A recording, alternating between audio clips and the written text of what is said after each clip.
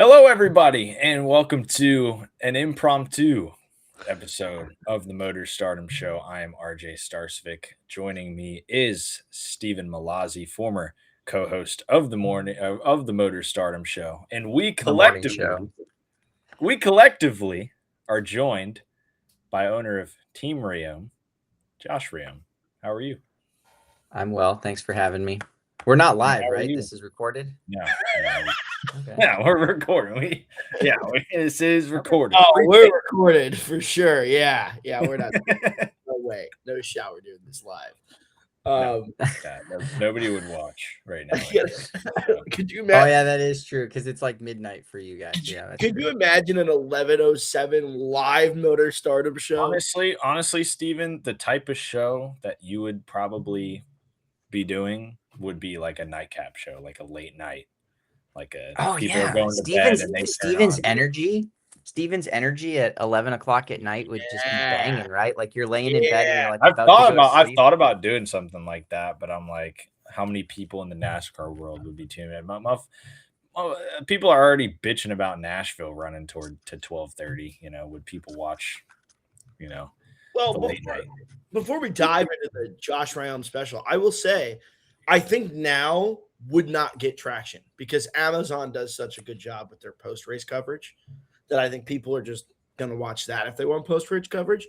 I think during like Fox season, I think it'll get some real traction because people want that post race kind of banter coverage type. People want anything during Fox season.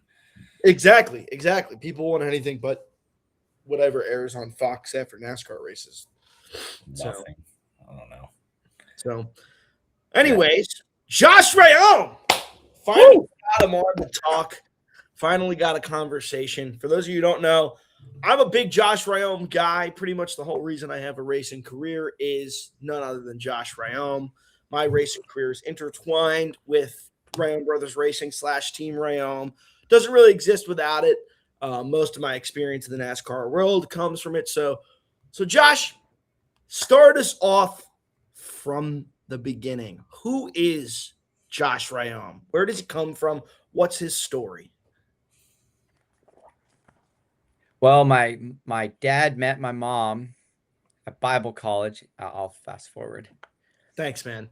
It's a good start. I thought that was. Yeah, I mean, I was born in Redlands, California.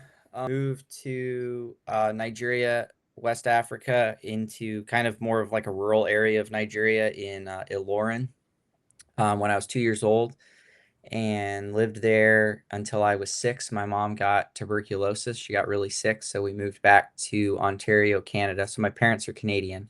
I was born in Redlands while my parents were on mission training. They sent my parents to basically live in like kind of like the ghetto, and it was like if you could handle the ghetto, then you could handle going to a third world country.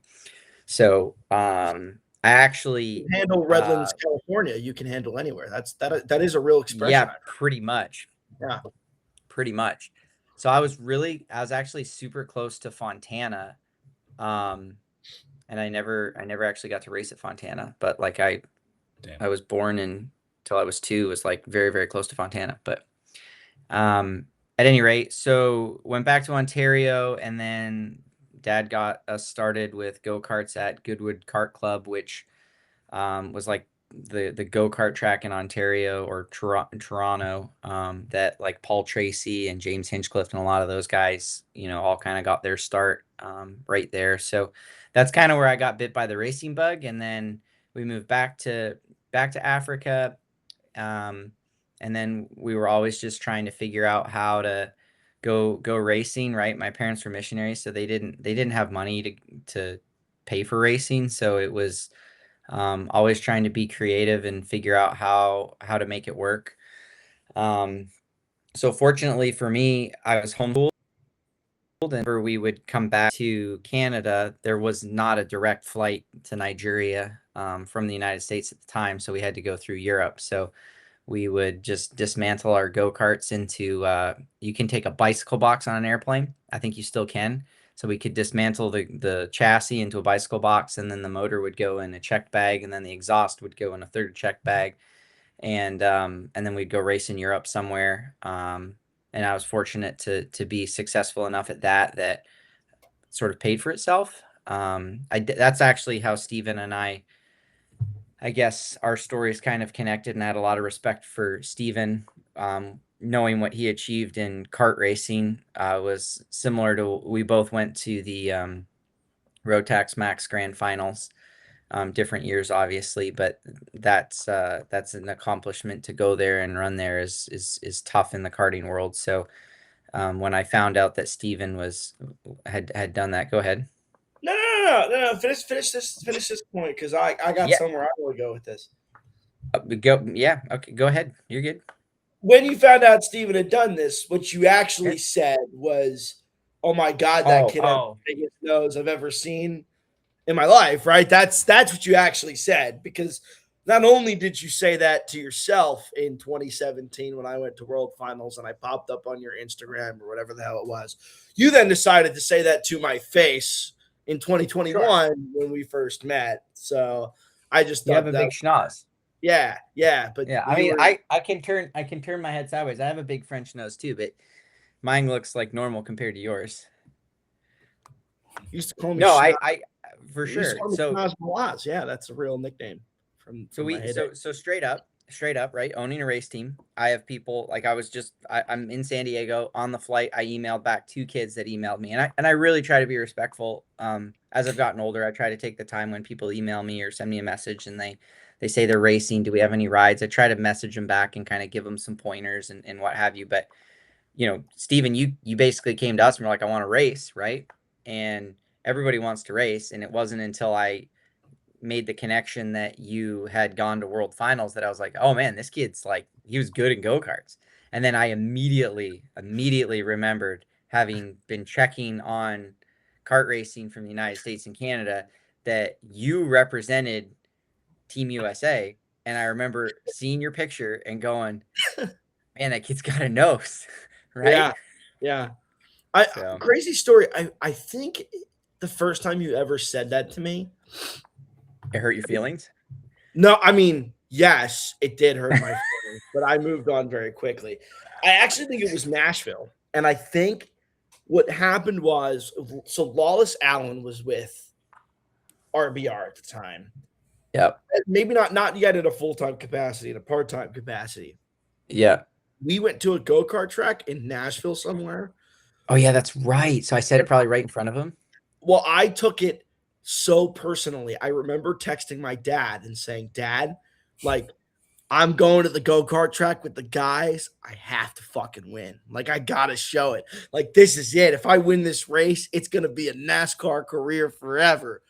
And that was kind of the first time I had ever naturally fit into a conversation, my karting background. And that's sort of where the conversation about where I came from started. And it was sometime in Nashville when you first made the remark about my nose. And I remember it very well. It was a good time. I did indeed win one of the 2 sessions we ran that night. I would like that to be known too. And we had great karting battles for the rest of the time I was at RBR. So we still do. You didn't come to the Christmas party this year? I didn't get an invite to the Christmas party this year, but it's I think I invited you. You were busy. No, you didn't. You didn't invite me, but it's fine. It was something I was very salty about, considering the fact that I did more starts for RBR than anybody, ran less laps than anybody at RBR last year, but didn't do that more. Consider yourself invited to the 2026 Christmas party. I'm honored. Well, speaking of Reaume Brothers Racing, right? Yeah. Brothers, right? It used to be called, it started as, it's now called Team Reaume. Was Reaume Brothers Racing. What role did your siblings play in your racing career? Yeah, so I guess, let's go back, right? So go-kart racing. So we're racing go-karts in Ontario. My brother was actually, like, at the time I was 6 and 7. So it was something that I did, but I don't know if at that point I was really like crazy about it. But my brother was racing against James Hinchcliffe and was doing well, and he really wanted to make a go of it. And he was successful in karts, and then just didn't really pursue it as much as I did. I really at some point I just kind of snapped, and I still have somewhere in my attic a piece of paper where I laid out everything that I wanted to do and achieve in my racing career. And it was actually like really realistic as far as like goals. And it was like probably written before I was 10 years old. Like all the way through my career, like when I wanted to be in late models, da da da da da da. And I did 2 pathways. I did like an open wheel pathway and I did a NASCAR pathway, which I wanted to do the open wheel stuff, which we can get into. But yeah, so my brothers, we raced, Jonathan and I. Jeremy didn't really have much interest in it. Joey, my youngest brother, he did race, and he's racing now. This year he made his first ARCA West Series start with my brother's West team that he started last year.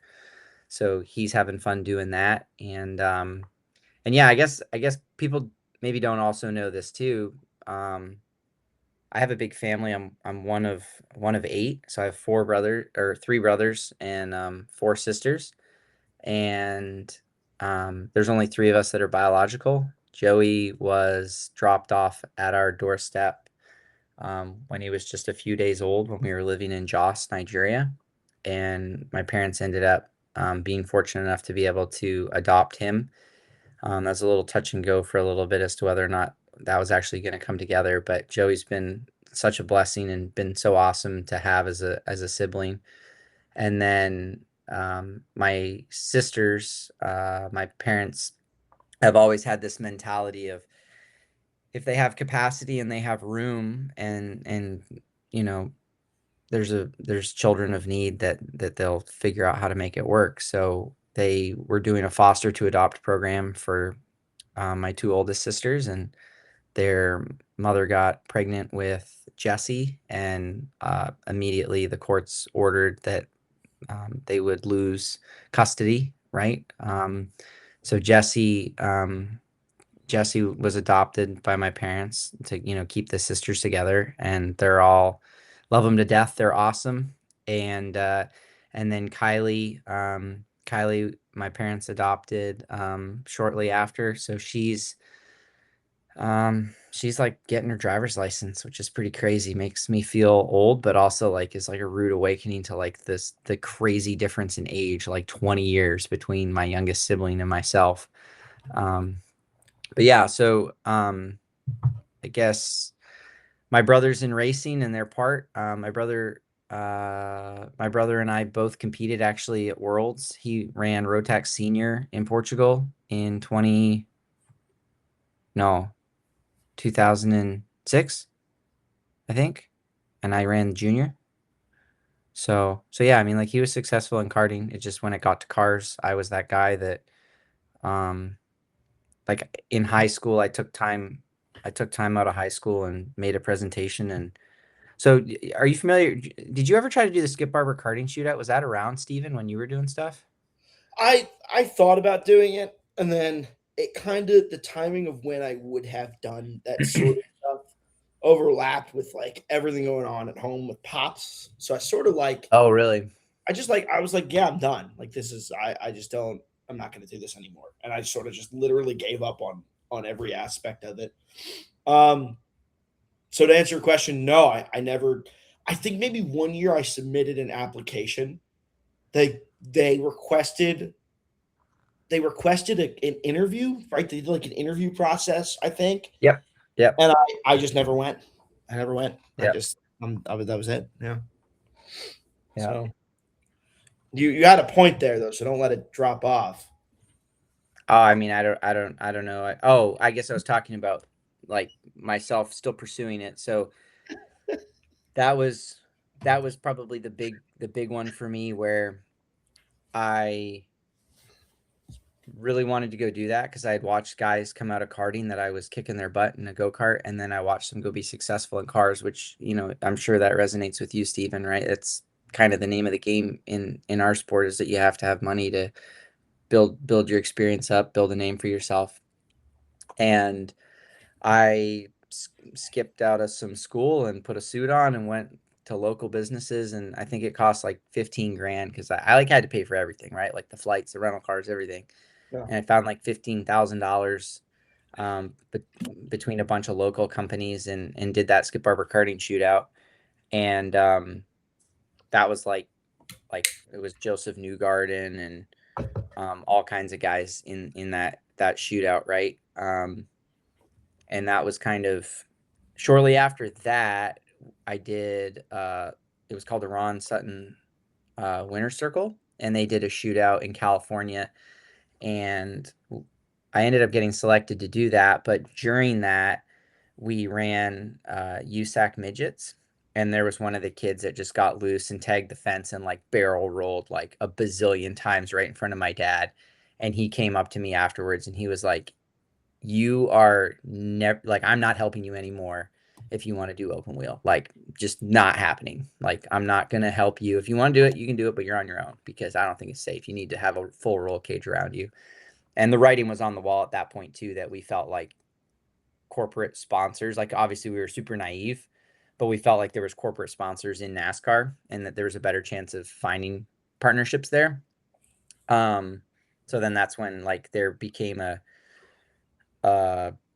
driven effort to go pursue a career in NASCAR, which again, I'm like at the time now I'm back in Canada, 15 years old in grade 11, first time going to like school. Well, actually that's not true. I went to school. I went to a missionary school in 4th grade. I failed 4th grade. There you go. Failed Wow. 4th grade. Wow. Happens. Yep. Wow. And yeah, started racing like locally there and just kind of kept chugging along, man. And now you talk about, we just heard about obviously all your family that you have, and family and racing. There's so many family owned teams in the sport, in all three series, but mostly really in the O'Reilly, Truck, ARCA. You keep going down. Have you always felt glad that you've been able to have the Reaume name be a part of everything you do? Obviously, it's your last name; it's what appears on the truck when you drive it. But the organization that you've been able to have for years, and being yourself and your family, has that kind of made the journey better than if it was just you just trying to be a race car driver on your own? Yeah, I mean, I think so, right? When we looked at doing a rebrand, I explored. I kind of went with a blank canvas, and I was like thinking of like changing the name entirely and not even having my last name in it. And I haven't met really any Rayhomes except for family, right? So I'm like, I have such a unique. It's like Penske, right? Like you don't meet a Penske at a football game or something, right? So I'm like, I have such a unique last name. I felt like it made sense to brand everything around that. And I think the name change too, right? It was always Rayome Brothers Racing, right? And when we were racing go-karts, that's what I think my dad must have come up with that, but that's always what we called it.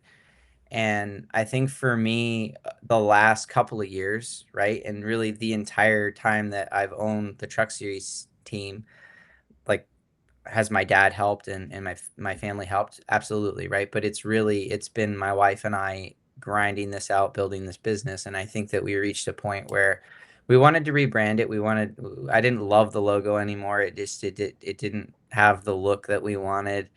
But it was also, I think, a little bit for me was just kind of recognizing that we've built this other thing, that this isn't a hobby anymore. This isn't whatever. This is a real business that we've built that is employing people and it's a real career. And my brother is, obviously he's pursuing what he's pursuing in the West Series and making sure that there's some differentiation between what he's doing and what I'm doing. We're obviously tied with closely with Ford as an OEM, and he runs Chevrolets over there. So that kind of brought a little bit of, potential issues, just conflicts. So addressing that was important. Yeah. All right, I'll pass it back to Steven. Oh, okay. You're back. Well, Team Reaume Brothers Racing, no shortage of challenges, right? Since its inception, since I've been there, just seems like a plague of when it rains, it pours, at our team, right? So let's start from the beginning. Let's start from the one that I like that you call it our team, by the way. I love that when I hear that from people because it's like I want people to own it. You know what I mean? So I love hearing that, by the way. yeah, I mean, I think it's like, it's been such a large part of my life. Like, I think the most valuable life experience I've gotten, and this is coming from somebody who's done, multiple legal internships and worked at 17 different jobs in his life. I still think the most valuable life and business experience I've gotten has been at RBR. And that's like separate from the racing experience that I've had there. It has really been like a large part of my life. And I still call it RBR. I have to get in a better habit of calling it Team Reaume. It's a new change. It's change for me. But Team Reaume, Reaume Brothers Racing, whatever iteration of it you're in, has had struggles. Talk about the COVID year, right? Because I know about the COVID year. It was the year after I got there. A lot had to happen for the team to keep going. Yeah. You basically carried it on your back. There were some deals that went on behind the scenes that I don't think a lot of people know about. Hit me. Yeah, so COVID year, everything was looking great. We had signed Angela Ruck full time to run with us. We were running 2 trucks. Actually, we didn't have points, so I had to purchase points from Tyler Young in order to get that deal, and we paid handsomely for him. And what was it? Was it race 3? Was Atlanta? Is that right, Stephen? Yeah. I think it was like race 3. And Yeah. like important business lesson for me, I remember it's like, you have those moments where you just kind of cringe at like the decisions that you made. But driving down to Atlanta, I started in the driver's seat and I'm like, I'm going to jump in the passenger seat and I'm just going to pay some bills on the way down because I was getting another payment from our full-time deal. And I paid like every bill I could pay from Charlotte to Atlanta driving down. And then I was there. I actually recorded it. So I have a pretty cool recording of Jesse, who's now, I guess, second in charge of the Cup Series, controls like the garage area, of him coming out and telling all the teams like, hey, we're done. We're not racing. Like, you're allowed to have, I think it was 4 people go in, load up all your stuff again, and go home. Like crazy, right? And then as soon as that hit the news, I got a phone call that was like, hey, we're going to stop all payments until we know when we're returning to racing. And obviously nobody knew what that was. So for me, that was brutal, right? Because I had just gone and paid all these bills. I got a complimentary call from my landlord basically telling me and chewing me out saying, you're not allowed to miss on your rent. I don't care what you see in the news. I'll evict you. You have to pay. Like, I hadn't even talked to him, right? Like, I hadn't missed a rent check. It's like, that was the kind of nobody wanted to give you anything back, right? Like even NASCAR, we paid entry fees for races. And I'm like, that's wild. Like, we don't know what the race is now, but you have our money. Can we have it back? And like, I remember being super aggressive on these phone calls with NASCAR and like doing the math and saying, if every team had paid all the entry fees that were allowed to be paid in the portal, you could go put that in a CD and you could be making interest on our money like crazy right now. And we don't even know when we're going racing. Like, it was just brutal, right? Like, I'm starting to get fired up just now thinking about it. But for us, it was at the time, man, I might have had 5 or 6 full-time employees.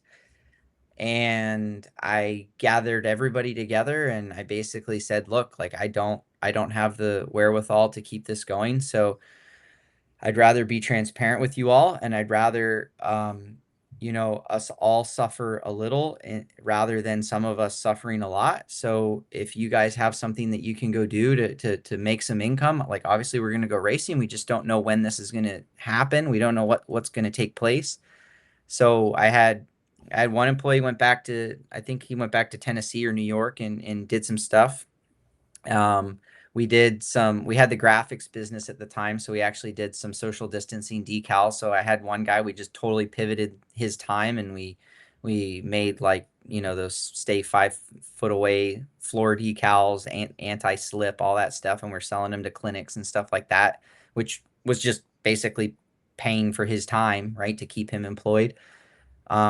And then I actually took a job at Amazon. So I'm trying to think. Emmeline was born in 2019. So yeah, so I had a 1-year-old at home.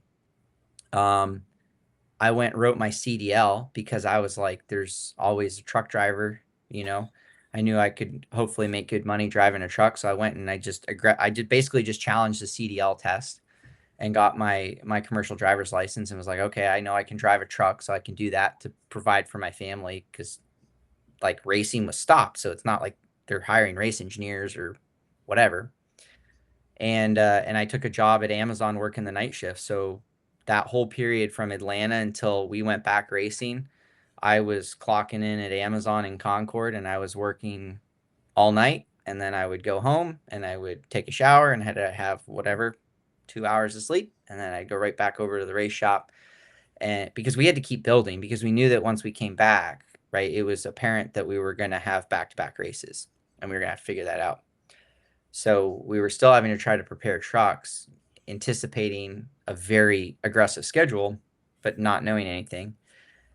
And then I don't remember, Stephen, you might know. I don't remember if it was after I think after we returned after like 2 races. Yeah, it was on Father's Day, actually.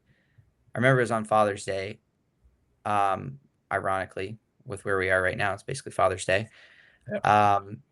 The Siegs called me and basically said, and I had worked for Ryan Sieg and was, I'm very proud to have been a part of the first year that he made the chase, and worked really hard, and had a lot of runner-up finishes and stuff like that. It was super rewarding because we were such a small group in the Xfinity series at the time. But they called me up and they had Myatt Snyder, and they basically couldn't keep everything going. They were in a position where they wanted to prioritize Ryan. Their sponsor wanted Ryan to be prioritized, and they needed to make a call that kind of checked all those boxes and showed their partners and stuff that they were making some changes to prioritize what they had going with Ryan. So they shipped us up the Xfinity stuff, and we ran Myatt Snyder's Xfinity car along with the trucks out of our shop for the rest of the year. It was under RSS Racing, but I mean, everything was done at our shop essentially. And that was brutal, right? We ran with just a handful of people. We ran the Xfinity car, the trucks, and we were doing everything because we were so behind. We were so behind on things, like even just financially, to be honest with you, right? Like I drove the hauler to racetracks for the Xfinity car. We would go run the truck race, and then I would stay over and crew chief or whatever, an Xfinity car. And then I maybe would have some of my guys would crew a cup car, and then I would end up spotting a cup car. It was just anything we could do to just generate revenue and stay alive and build things. So that was a super, super tough time. Super, like you said, Stephen, like life lessons and stuff. I think when you put yourself in situations of just extreme stress and what have you, you really come out a better person on the other side, rather than just being in cruise control and choosing to do something easy. I think as a person, you really mature a lot when you are, put in the fire like that. No pun intended, that our shop burned down a few years later. That's coming. Don't worry. I mean, we'll get to that. We'll get to that. I rambled a lot there. I feel like I answered your question, a lengthy one, but there was a lot to unpack out of that COVID year for sure. I mean, I was gonna say, I got one more. See where you're going first, Stephen. I was gonna say I have a different perspective on COVID because obviously I was not a part of NASCAR yet. I was just in college, and I remember I had gone, ironically, to Domino's, and this job, COVID spiraled. Eventually, what led to the Outback sponsorship, because the only reason I went to go get the job at Domino's was because I needed money at home, and I'd find out that we were going to be home an extra week for spring break. So everybody thought it was kind of, I don't know if everybody thought this, but a lot of people thought it was going to blow over and COVID was going to be like a short little thing that we just made it through. So I was still going to sporting events, and I was at a Sixers-Pistons game in Philadelphia. And I remember the news came out that they had canceled the Utah Jazz Oklahoma City Thunder game. because Rudy Gobert had rubbed a microphone, coughed jokingly, rubbed the microphone, like went through and touched a bunch of lockers, like as a joke. And it turned out he had COVID-19 the whole time. Oh, wow. The Pistons, that's what that spiraled the NBA shutdown and then eventually triggered the entire sports world to close down. The Jazz had just come off a game against the Pistons. And when the news came out that the NBA had canceled the game, Wells Fargo Center cleared out. Like people just started up and leaving in the middle of the game. And I was like, I'm staying. Like I'm watching this game, you know? I remember after seeing the news that the NBA was literally ceasing operations. Like that's an unbelievable thought. Like the NBA, the MLB, the NFL, the NHL, NASCAR ceasing operations. Crazy thought that all these sports were shutting down. I remember I slept in my car that night because I was afraid of giving my mom and dad COVID because they were both susceptible to it. I eventually ended up moving out because I could not, like, I had to keep working. I needed a job. And my parents were like, we can't do this. So, like, I had to move out and live with a friend for almost all of COVID because of how crazy it was. And, like, thinking back on it, it's like, man, how did race teams survive? Like, how did they do it? Like, I obviously know personally the story of Josh Reaume, but, like, I just don't understand how anybody did it. It was like that was what we did. So always crazy to hear about, and I hope that sheds a new light on the subject for people who didn't previously know what had to happen to keep the operation, to keep the organization going. So sorry I cut you off, RJ. Didn't mean to do it. Back to you. No, you're good. You're good. I just had one more, question about that kind of subject as far as you as a team owner, right? You talk about what you have to tell the sponsors and the people on your team when it gets shut down. Okay, you guys restart, schedule starts coming out in batches, you guys are racing again, the team's working again. But there were, especially 2020, even leaning into 2021, there were strict COVID guidelines still in that 2020, and that affected, right, when sponsors sponsor race cars, anyone who sees the races or has been on pit road, hell of a lot of people come out, right? That's one part of sponsors, especially if they're primary on the race car. You got a lot of guests, a lot of people on pit road. Couldn't have that in 2020.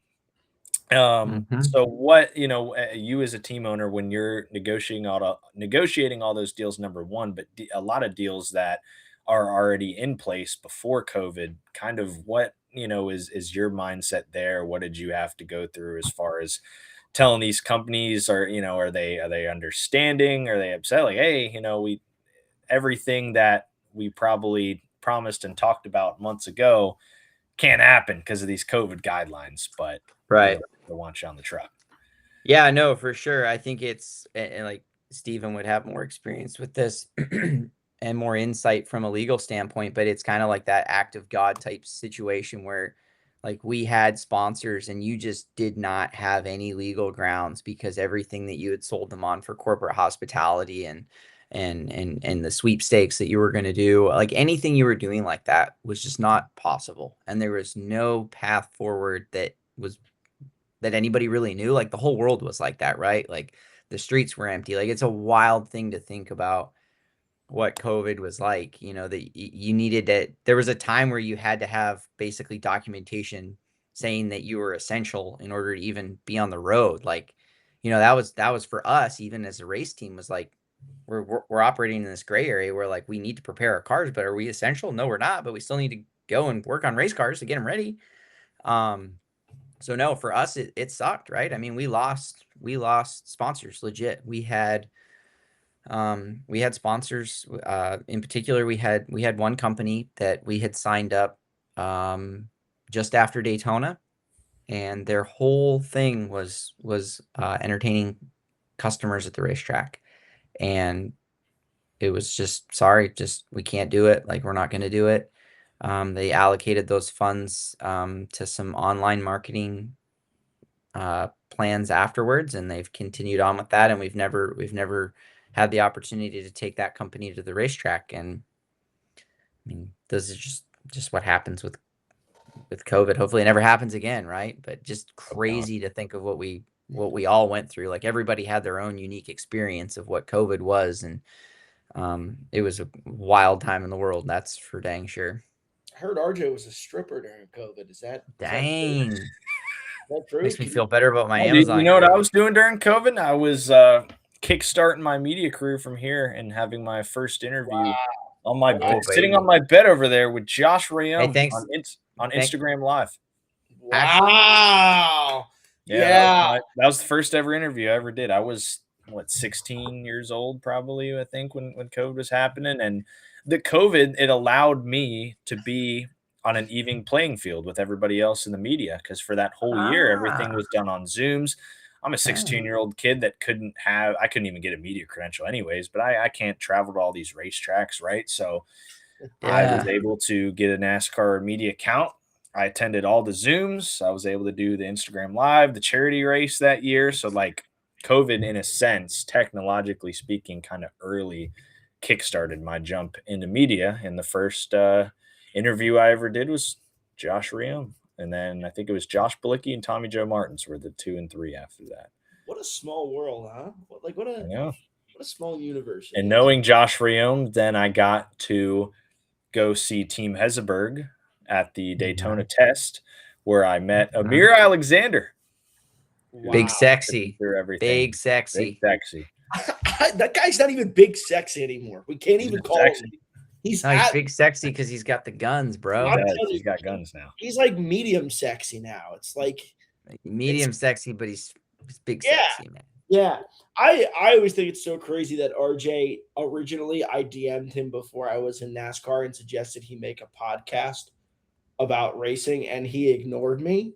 And I always think that it's so funny that he eventually went on to make a podcast in which I was one of the original hosts.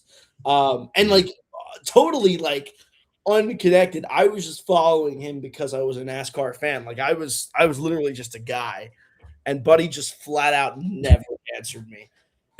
Dude, it's so funny because I mean back then, like I didn't really know like the grassroots guys, you know. If anybody was just DMing me and they weren't, you know, Josh Reaume or Joey Logano, like I just I didn't really know too much. So funny story, I'm doing what you're telling me is I was the first guy on the show because I was just like the low hanging fruit, easily accessible. I don't know how you were. I mean, you weren't one of, because I have a whole selection of people that were the first ones to like follow me early on, but I think it's just, I don't know. I think it's just something that happened. I can't remember how it happened. I think I might have just decided I was going to reach out to Josh Reaume, and then it kind of just segued from there with other people. But because me personally at the time, and we still think you're awesome, but like at the time I was like, holy shit, I'm getting this like truck series owner, decorator, like everybody knew Josh Reaume. And so I thought, for me personally, I thought that was an awesome get. I mean, talking to anybody would be a great get. But what I was going to say is Blake Lothian, I did an interview with a couple of months ago, and I'd never spoken to him personally, but I go to DM him on the Motor Stardom account, and lo and behold, it's like a message from 2019. Blake Lothian, really? Wipe it up on something that, I totally did not answer. I did not see or answer. I wasn't even a grassroots guy. I was totally just a guy too when I DM'd. Well, that's probably that's But I'm gonna find this while you fire the next question, because I would like to show the people here that this really did happen, and RJ really did ignore me. Yeah, I can't remember what it exactly was, but yes. Anywho, so while he's pulling that up, I got given this card from one of the guys on our airplane, and he knew who I was, and he apologized for not putting, when I was flying just now, apologized for not being able to get me in first class, and hand wrote me a card and told me he was a big fan or whatever. I thought that was pretty cool. I've never had that happen before. Okay. That was like out of nowhere in the middle of the flight. The guy comes over, he's like, Josh, nice to meet you, whatever. But that had to make it feel good. Wow, you tagged me in a lot of posts. You also, I just came up on a show together, so I just came up on this classic, making history. Oh, baby, making history. Stephen Mallozzi is the first driver to score back-to-back last place finishes since 2020 You're welcome. You're Yeah. welcome. Yeah. Do you know who welcome. the guy in 2020 was? Probably me. Yeah, it was Probably me. Of Yeah. 2020. You son of a bitch. It was all a plan. That's why you made me fucking do it. And then you made it 3. You made it 3 after that, didn't you? I mean, you made that record unbreakable. Or no, you didn't? No, I did not make it 3 at Rockingham. I think I beat 3 trucks at Rockingham. That's just what Daniel Dye in the comment section told you to do. Yeah. He said, let's shoot for 3. Classic. I'll take and then messaged me after and said, hey, I didn't mean any harm. Please tell him I was kidding. Didn't want no problems with you. Yeah, the last car thing. I said I was messing with him, but sorry, the last thing. Go. That last car thing. I have that certificate. I think I won that championship one year. But like, there's been some times. Yeah. There's been some times where like we're paying attention to the points on that, and it's like, it's just so funny. It's like, oh, he can clinch it. He just needs the last place finish. I mean, that was literally my last, probably the only opportunity I'll ever have to win the last car championship. Hey, I'm like, legitimately, probably one more. Like, if you had let me do Martinsville instead of Clayton, probably would have won the last car championship that year. And you remember that episode? We had literally had the last car Motor Stardom Show episode, and I don't think this was definitely never done before and never will be done because Josh, I don't know if you know this, but we had. Obviously, Steven and Mason were already on the show. Steven finished last in the truck race. Mason finished last in the O'Reilly race. And our guest that weekend was Josh Balicki, who finished last in the Cup car. So I reached out to Brock, and I was like, Brock, you have to fucking come on the show this week because you will never get a chance to talk to all 3 last place finishers in the same spot. And then for some reason, I have no idea how did Jeremy Mayfield get on that episode? Because that wasn't that episode. That wasn't that was by itself. He was because Jeremy Mayfield was Brennan Poole. That was the collaboration that happened. We had Brennan Poole on. Okay. And Steven was actually wrong for once. Yeah, I overbooked. And admitting it. You feeling overbooked. We had Brennan Poole on, and I was thinking, I'm like, okay, we can get through Brennan Poole in like 30 minutes. And then I was like, we're really enjoying this conversation. And Brennan's cool. So I was like, let's just put them all here at the same time. And I just swung Jeremy Mayfield in there. Brennan had no idea and was like, oh, shit, what's up? You also invited me to the Daytona charity shootout that Josh never showed up to. Josh did not show up to that. And I raced it. What was this? It was the Daytona charity shootout in 2021 on iRacing. That would have been the second one ever done. Yeah, the first one was in 2020. Oh, bro, I have a story for you after this. That I have a story about that. One. I had just been in like a severe car accident, like the day before the charity. Which one? You've been in several. Yeah, the really bad one, like the one that was like really bad. Concussed. Yeah. And I remember I couldn't see straight. I was like, why are you doing a charity shootout with a concussion? I'm like, because I'm not missing it. He made a graphic. So I was like, I might never get posted on Motor Stardom again. And now he's like having me on. I got to do this. So I did the race. And under caution, I'm so concussed. I floor it into Tim Duggar. Like, completely floored it into country music star Tim Duggar. And he's like, man, what the fuck you doing, man? I'm like, I remember that.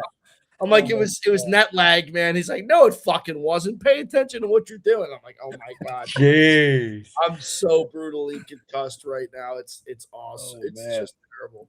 I didn't know that part, but I do remember you plowing Tim Duggar. So during COVID, you guys remember Austin Wayne Self put on like a championship on iRacing where he gave away a bunch of stuff. It was, I feel like it was one of the first kind of big ones. It was an invite only. It had like a bunch of Xfinity and Truck Series guys. You remember that? At some point, I forget. Okay, well, I probably like they were giving away. It was definitely like drivers, right? Because I think first prize was like an airbox system, like for like cooling your suit or your helmet, which is like maybe 10 grand. Like it was a good prize. Yeah. What, you got something you want to say? Big no. Finish your story. I'm gonna tell you how RJ and I became friends. I just realized. So finish my story. So I was running the championship. I was maybe doing okay. I don't really remember, but I was going to the beach and I was not going to do the last race. So Jonathan Cuevas, I was like, he loved iRacing. I was like, bro, just log into my account, go run the race. Like, nobody knows. Mother Trucker almost wins the thing, ends up wrecking Austin Wayne Self, who was going to win the championship, like on the last lap, right? And I was sitting on the couch in Myrtle Beach and I was watching it on my phone because somebody was texting me like, hey, great job. And I'm like, oh, let's see how he's doing. And then I watched this all unfold. And then they try to FaceTime me to talk about it. You know what I mean? They're like, I'm like, I can't answer this freaking call. They want to do like a post-race interview, like for wrecking the guy to win the race or whatever. Like, it wasn't even me.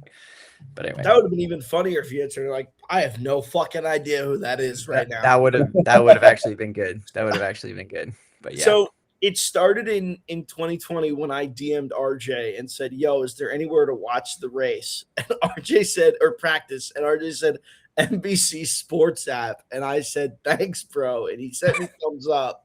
So the next time I talked about how we should have a podcast and stuff about the charter system and a whole paragraph, and he left me on red. And then the reason why we became friends is because he made a post about Truck Team to Cup and didn't know who it was. And I said, ooh, spooky secret time. I know. And he's like, is it Hattori? And I'm like, no, it's there. And he's like, Toyota? I'm like, well, you know, they're not Toyota Cup. They switched all their trucks to Toyota, but they're not Toyota. And then, you know, we just talked about it for a little bit. And then you gave me an advanced copy of the press release to give to him. And he came up with this graphic for the page. And that's Who how the hell's all in that picture. Who's in those pictures? No, that's got to be Jock. That's got to be Jock because that's Josh and that's Loris. So okay, then yeah, that's what it had to have been. Yeah, crazy work. But speaking of, fuck. Okay. I lost the train of thought. I was going. I want to ask something really. I want to ask something really quick. So RJ, your show, how's everything going? How has it been, like, building it? Have you had fun doing it? You like where it's at? What's the future look like? I can't speak for RJ, but it's taken a steep decline since you lost. Just Motor Stardom. Since he lost you. Yeah, I mean, I didn't say that in so many words, but it's been a big loss for the program. Motor Stardom in general, or the show itself? Well, hang on there, Steven. I can see that you can't even let the guy talk because you have so much energy. Now you got to let the guy talk, so I can understand how it changes the dynamic. There's three co-hosts to the show. Okay, one. There's the moderator. That's RJ. Okay, then there's me. I bring the energy, the passion, the great takes. Our third co-host just sits here like this. Right? Are you talking about Mason Maggio? I forget his name. I'm not afraid. I'm not afraid to say this. I love Mason to death, but Mason, and I didn't watch a lot of your shows. I'll admit that, but I could see that dynamic working because Mason could say some off the wall, just dumb shit that would fire up Steven, and then RJ gets to kind of navigate it all, and then it's good. It's entertaining to watch it, and I love it. It was. I love the dynamic. I love the dynamic, and that's what everybody that watched our show religiously, and we did have religious watchers. We had Checkered Flag Dan. I still DM Checkered. Me too. Checkered Flag Dan. He's a great guy. Checkered Flag Dan. And so we had a lot of loyal viewers, like 20 to 25 people who watched every week. I would say who were like just there all the time, like no matter what. And the biggest thing that a lot of them would say was that the dynamic was great with obviously I got the brand, I'm being the host. You got Steven who's going batshit crazy, and you got Mason who is very monotone, right? So occasionally you'll get a monotone moment out of Steven, and occasionally you'll get a off the wall moment for Mason sometimes, And when those moments would happen, and then you just got me, it would make for some good stuff, and everyone was good at asking questions as well. Mason's good at asking questions. Steven's really good at asking questions as well. So everything kind of flowed. And the best thing part of when we first started it, I always remember we started the group chat, and our first guest was Tommy Joe. And if you know anything about Tommy Joe, the guy will talk, and the guy did journalism, back in high school or college or whenever it was. And I did a podcast with him for over a year. So like I knew, but it was funny because we start this up with Mason, Steven, and they're in the group chat like, gosh, we got to plan out when each of us will ask the questions, and we got to write everything down, and how are we gonna do this? And Mason and Steven are going back and forth. And I just popped in there. I was like, guys, first of all, we got to lay up with our first episode is Tommy Joe. And I'm like, second of all, we don't need no bullshit script, fucking, we're just gonna let it ride. That's what the show's gonna be. We're gonna go live. We're gonna have some talking points. Like, okay, I want to make sure we talk about this. Make sure we talk about this. If Steven had a dying question he wanted to ask, his childhood hero Michael McDowell, who he never got on the show, but if he did, he'd put that in there. I tried, by the way. I tried. We couldn't get him on that season, but it just flowed, and that was what I wanted to create. That episode. Well, I think that's what you want, though. What'd you say? I said, if you have Michael McDowell on, please have me on that episode. 100%. Yeah, I would. 100%. Okay. That's all I ask. I mean, I think that's what you want, though. Going back to what you were saying, RJ, is I think it's like what people want is they just want to kind of be a fly on the wall during the conversation. They don't want something that's super scripted and whatever. But I did hear Bill Anthony, the president of Spire, alluded to the fact that Michael McDowell is a fellow conspirist. Is that a word? Conspirist?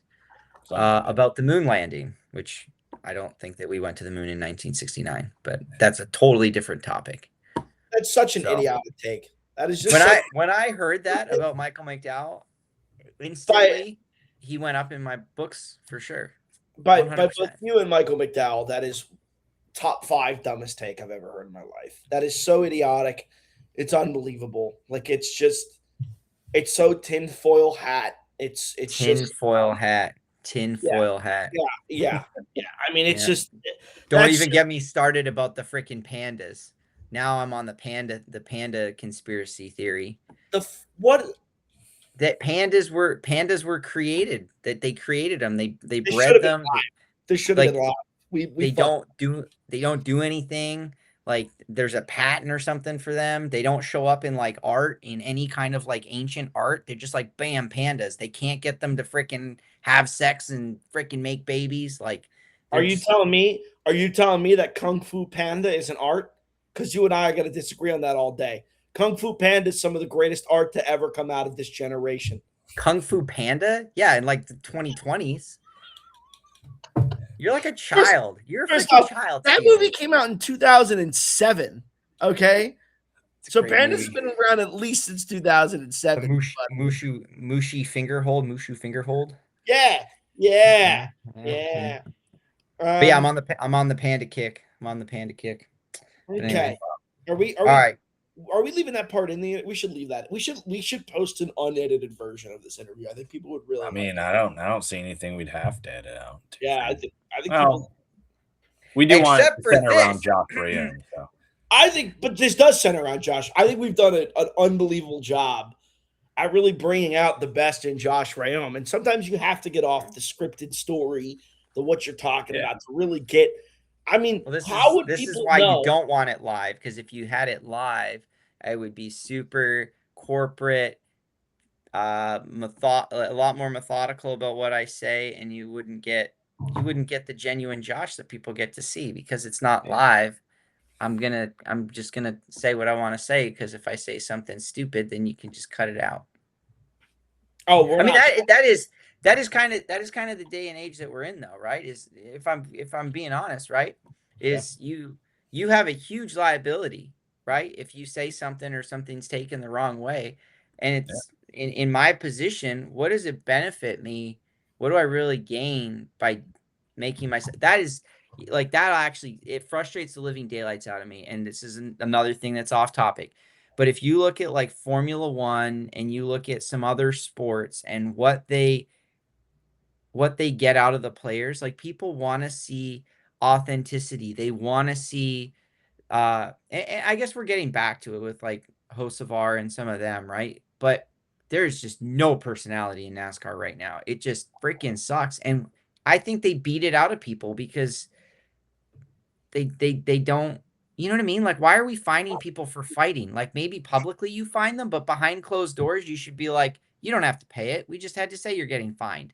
I agree. I feel the same way about wrecking people. I really do. Like, unless you are right rearing, no, seriously, unless you are right rearing somebody at 1.5 miles or longer, why are we policing that? Like, if you're going to spin somebody out at Martinsville and you're going to say, I'm going to wreck them, who cares? It's fucking Martinsville. Like, it's. Look at Bowman Gray. We already have the sample size, right? Look at Bowman Gray. It sells out all the time because people want to go there. There's cops there to break up the fights. People are wrecking each other, whatever. And I'm not saying it's right to wreck each other. I'm just saying that it is the entertainment industry. And the minute you take out the mistakes, like, it's why people watch college football, is because they make more mistakes so the games can swing and be more interesting. You don't want to see the same playbook because we've been doing it for 100 freaking years and we know exactly how to play everything out. They want to see real, live sports. The hatred, right? Like, oh, okay, Josh Reaume, Stephen Mallozzi have been racing around each other all freaking year, right? Finally, I wreck you by accident. You take it back. You wreck me. Our tensions bubble. We're hating each other. We're going to race harder on the track. We're going to give better, more passionate interviews. We're going to talk about it. I wreck you. NASCAR finds me 75 grand and 25 points. I'm not wrecking you again. There's going to be no. Right. Like, you take away a huge element of the emotion. Another thing is like, especially in trucks and O'Reilly, and as they then get to Cup, because you have to go through really good truck and O'Reilly equipment, there's not a lot of like William Sawalich is a great example. Nothing against the kid as a driver, but man, when he won Rockingham, it was like watching a brick of Swiss cheese give an interview. It was crazy. like absolutely zero emotion. You would think the kid just freaking took a test in French class in the 11th grade. Like, and is given a post-game interview on the French test he took. And like, it's like, man, why can't we show more emotion? Part of it's because it doesn't mean as much, right? Like, Sawalich was going to be there no matter what. Starkey's going to back Sawalich no matter what. Like, it's one of those things where it doesn't mean as much. If you want to race when you were 19 years old, it would have changed your life back in 20. God. Yeah, that's a fair point. You're 45, 52. How old are you now? I'm sorry, it cut out. It sounded like you said I'm 52. I'm 35. Yeah. Okay. So back in 1979 or whatever, when you were 19. Yeah. Like you win a Busch Series race and change life, right? You can go race and Cup for that level, right? But now it's not like that. It's like all about the money. So the corporate entity's tied up, and it's all about. But there's a whole nother side where they don't tell the stories. Like, if you go back, I don't remember what year it was. Spencer Boyd and I were racing hard at Pocono. He ended up pitting, and I spun him out when he was going to pit road. I didn't know he was pitting, so it was a complete accident. After the race, he tackles me. He's like, we're fighting in the garage area. Nothing happens from it. Nobody got any of it. Like, nobody captured it. Nobody even knew. People knew it. People did know it. Enough people knew it happened that I feel like it should have been something as a focal point the next week. What happens the next week? I'm pissed because he freaking tackled me. I'm like right rear, or like in his left rear quarter panel for like 2 laps solid at IRP, shove him up the track. Next corner, he comes back, junks my stuff, junks his truck, the whole 9 yards. You knew that was going on, in my opinion. Like, if we were switched on enough, and the interviews you would have got out of that right there, the emotions that we had because we were freaking pissed off. Tyler Young was pissed off because Spencer had tore up his stuff because Spencer was driving for him at the time. I was mad at myself. My team was freaking pissed at me because we had just tore up a truck for nothing. You know what I mean? We were running the Cup race the next day. I remember watching that broadcast. I literally remember because I was at Pocono, and I'm pretty sure after you and Spencer threw down, I was the first person you saw. One of the first 2 or 3 people you actually saw. Oh, at Pocono, yeah, for sure. Yes. Yeah. And you didn't even walk by me. and you were like this. You were like walking like that. Sorry, I just showed everybody that I'm wearing pajamas. But yeah, I'm sorry. It's midnight when we're filming this. Like a freaking bat out of hell, and you go, I'm like, you okay? You're like, no, and that was the same race the freaking Jackman had a problem, and you were crashing out over the Jackman at Pocono. And you walk by me and like, Spencer Boyd and I just had a freaking throwdown in the freaking middle of the garage area, and you're like, and like IRP the next week, when you two tangled, I'm thinking to myself, holy shit, they're just keeping it up. And you know what the broadcast said about it? Nothing, because they didn't even know that it had happened. And they'd say, man, cover these stories. People are picking sides. Spencer Boyd gets fans. Josh Reaume gets fans. People are like, yeah, take that bitch ass out. Like, you're getting a bunch of shit. That's but like, look at F1. Look at how F1 is able to tell the story across the whole field, and not like they'll tell the story of Williams, who's not in any position to go win an F1 race right now, but they do it in a way that doesn't downplay what Williams is as a team. If anything, they're lifting those teams up and saying, wow, look at how great they're running, or Haas or whatever. And they find those races within the race. And that's something that you can sit on your couch and watch. If all you're watching and all they're talking about is Corey Heim leading every lap, I'm sorry, I'm not going to watch that. And I'm a huge race fan. Like, I'm not going to watch that. Like, that's just, I don't care that much to watch that, because there's no storyline. You know what I mean? It is super interesting because I have to stop myself from making the critique you just did. And there's a couple of reasons for that, because I agree with the actual sentiment. But when you think about it further, part of the reason why they can't focus is because they're in Formula One, right? There are legitimately laps of every race where the only battle on the racetrack, where guys are within a second and a half of each other, are for 12th, 13th, 14th place. You will almost never find a NASCAR race where people inside the top 6 to 8 are not scrapping for a position for laps at a time.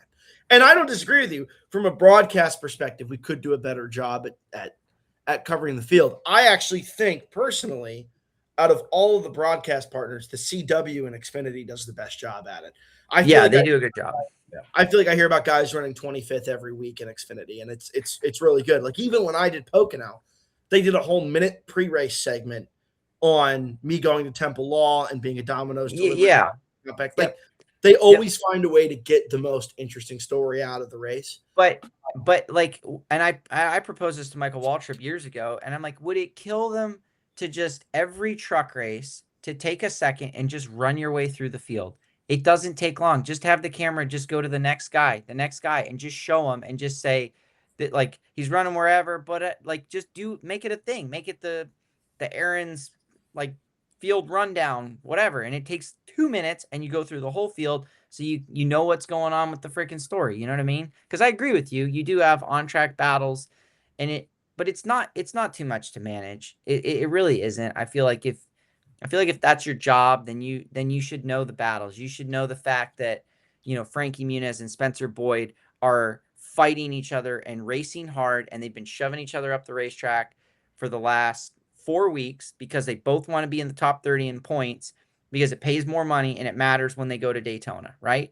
And will you know that from just watching the race? Maybe not, but you'd know that if you took the time and you talked to every driver in the field and asked them what's going on, what's on their mind, what are they anxious about. No different than me, right? Like, we've had times in the last 6 races that we've run where we're like, man, we better not freaking wreck, because we don't know how we're going to get stuff back together next week, right? Like, I feel like that's the kind of thing that our fans want to hear. They want to understand. Like, there have been times in my team's existence where we had to go cut a qualifying lap to make the race. But at the same time, if we tore the truck up, we had no backup, or we had no plan for the next week. Like, it wasn't happening. And like, the amount of pressure that you have to go do that job and whatever, like, again, authenticity, getting those guys to explain to you the pressure that they're under, I feel like is, it's relatable, and it's real, right? I don't like the cookie cutter vanilla. I love Jimmy Johnson. I do. And what he accomplished was amazing, but like, he was so corporate vanilla, black and white, which there's a place for it, huge company like Lowe's. But it's not what entertains me, I guess. You know what I Right. mean? It begs the question, why did Jimmy Johnson never reach the height of notoriety that Dale Earnhardt reached? Right. Same amount of wins, similar amount of wins, same amount of championships, similar amount of dominance, generally the same era of popularity, right? Like NASCAR in Yep. 2006 to 2012 was around that area of popularity. Yep. Why did he not get there? He didn't have that personality. He didn't have that. Why when we go and race Texas to this day, do the commercials still on TV when I'm in my hotel room and they're talking about the cup race on Sunday still show Jeff Gordon and I think Jeff Burton punching each other in 3 and 4 at Texas Motor Speedway, but our sanctioning body fined the drivers for doing that. Yeah. It's like you can't that's like, what do they say, eating the cake and whatever too, that I'm not good with these things. Like that. You know what I'm talking about, right? It's like you can't go find the guys, right? And then also monetize the fact that it happened. Yeah. Yeah. Look, the fighting thing I think should be a no-brainer. Like, I don't know why we've gone away from that. Like, I think that's cool, and I think it helps legitimate. I think like we don't want to be F1. Like, I don't understand why we're doing things. Like, what next? Are we going to start? That's a good point. That's a really good point. Like it's like, man, Yeah. One of the three of the coolest highlight clips you'll see in NASCAR from any like random Instagram or Twitter page that have nothing to do with racing. The 3 clips they'll post: 1, radioactive content, like Kurt Busch classic 2000s meltdown shit. You'll see that all the time. 2, intentional wrecking. Okay, you'll see like guys wrecking each other and like rubbing. Matt Kenseth at freaking Martinsville. Exactly. 3, classic. Awesome. 3, you'll see the fist fights, right? Like that. Those are the 3 things that people see. And what are the 3 things we're moving away from? Those 3 things. So I don't know, man. I don't know. I could talk about this for hours. People think I'm just an idiot, which I think is crazy that people think I'm stupid out of all the people that we could pick in NASCAR for my loudmouth. I don't think that they're stupid. I think they're just flat out fucking right. Like, I don't understand how anybody could see it any other way. I'm not being negative about it. It's just crazy to deny the decline in viewership that our sport has seen in the past decade and a half. And some people are like, well, you just have to stop being so negative about it. No, fuck that. I'm not being negative about it. I should not be impressed with 2.1 million viewers when the only other fucking sports going on are the dog days of baseball and golf. Like, there's no reason why we shouldn't have 8.5 million viewers in the summer stretch when people are literally scratching their eyeballs out looking for something to watch. And we have what is supposed to be the premier racing series in all of North America on television, putting on some real quality racing, but we keep shooting ourselves in the goddamn feet every freaking week. So well, I can tell you're fired up. He's fired up. Great. I'm supposed to go to sleep in 10 minutes, and now I'm going to be wide awake thinking about the intricacies of NASCAR and how to save the sport from a fundamental level. Every night, man. Every night. I mean, for us, I'm gonna have to go. I won't finish that thought. We're doing so good and not having something to edit out, so I'm gonna keep it that way. Trying to keep this easy for RJ, man. Still watching the recording. It's 12:15 on the East Coast. It is. The night is young. Come on, guys. This is the preparation. Well, yeah, for you. I do say that a lot. I have 2 little kids at home, guys. The night is freaking young. I'm here to tell you both that you think you have time. It is all going to leave you when you get married. You're going to think, oh, what did I do with all my time? Then you're going to have your first kid and you're going to go, what did I do with all my time? Then you have your second kid and you're going to go, I didn't think I had any more time. And you're just going to figure out that you rock this a lot and you don't sleep a lot. I think you're wrong. I think I will never, ever in my entire life look back at a moment that is this week and say, oh my gosh, I am more worn down than I am right now. Yeah, I can believe that you're really worn down right now. I mean, the bar. I think that's it. I think it's like, I think having look. If you paid attention in school, though, you wouldn't have to study for the bar, though, right? You can just write it. I did pay. No, you can't. It's not like that at all. I'm just kidding. I just wanted to try to get you fired up a little bit. You didn't get me fired up. You made me want to kill myself. So can't say that. Can't say that. Don't say that. No, the liberal media is going to come after me. Fuck you. Fuck you. I'm over this. No, don't joke about that. Gosh. Don't joke about that. And here comes RJ. We're gonna cut that one out. Okay. Thanks for making me have to go do some real editing. That one you probably do have to cut out. Yeah. Anywho. Dude, when it gets past 12 o'clock, you know that the shit. This is where the good stuff comes out, man. The show should be like at 1 o'clock in the morning when everyone's tired and can get really fired up. I think I will certainly have to explore a late night NASCAR show. Oh, dude, that sounds great. We do really good with that, Steven. Maybe Josh would join us since the night is always young. Dude, I really do need to do more of this stuff, to be honest with you, right? I mean, it's an important part of the business, and I will say, fortunately for me, that we've worked really hard to build the organization that we have today, and I'm surrounded by some amazing people, and it's allowed me to work on the business instead of for the business a lot more than I have been able to. So it is important to do this type of stuff and show our fans who I am and get out there. It's important. So I appreciate getting to be on here. Yeah. Okay. Well, I guess since we just went on a quite literally 28. I'm gonna have to go back and see how long that was. That was good. That was good stuff. That was a 28 or 30-minute tangent there off of the. Wait. I have one other tangent. We don't need to talk about it, but I gotta mention it. Okay, go. Nobody is talking about. I feel like it should be a very talked about item.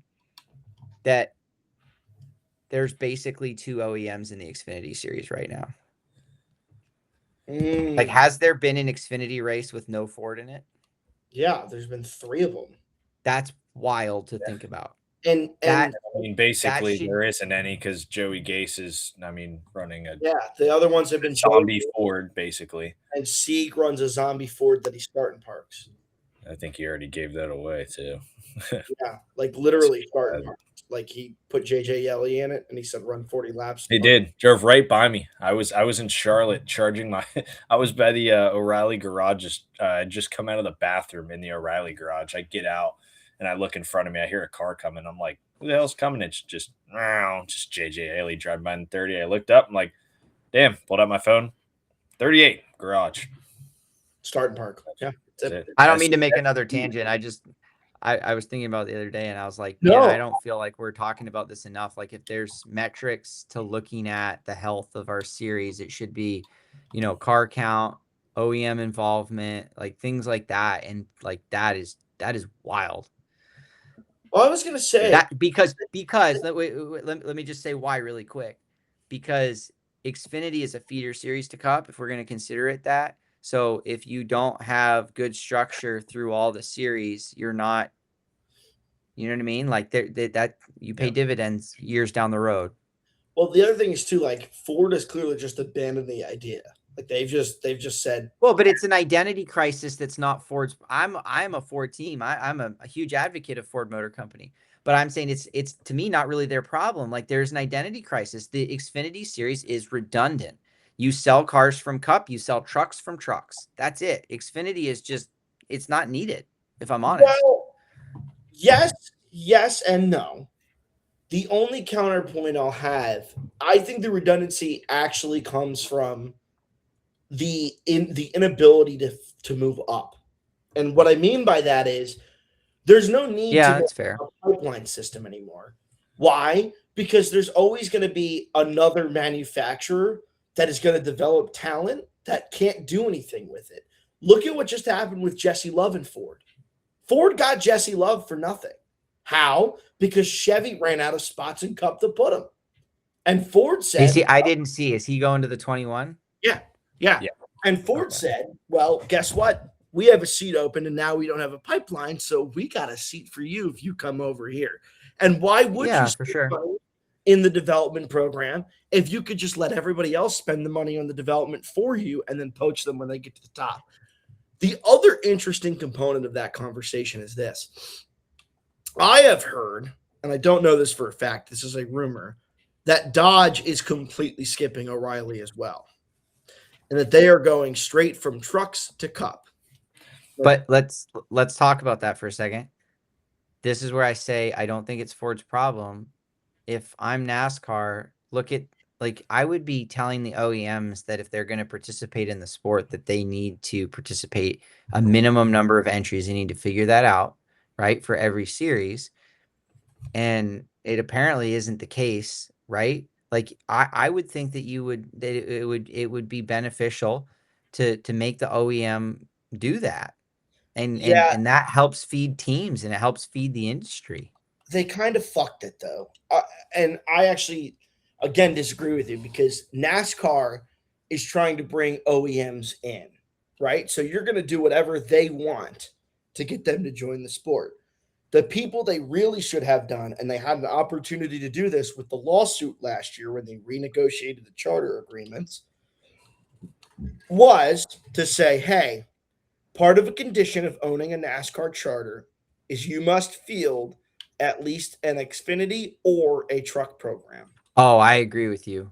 But that's didn't. why I say it's NASCAR's problem, because it's their sandbox. They can make the rules. They can dictate the health of this. Just like you and I have talked about, NASCAR should make no money on trucks. They should probably just say, hey, we've already got the officials there. We've already got the track there. We've already got the infrastructure there. Let's let the trucks be a healthy series. You know what I mean? But I 100% agree with you that NASCAR has all the leverage to dictate how that all works. I agree with you 100%. One can hope. No, like 100%. Like your idea there is what I think should happen. And if we go to this new truck that they talk about, right, a new spec truck, I wonder if maybe that's a thought of what could happen as well. Like I honestly think it.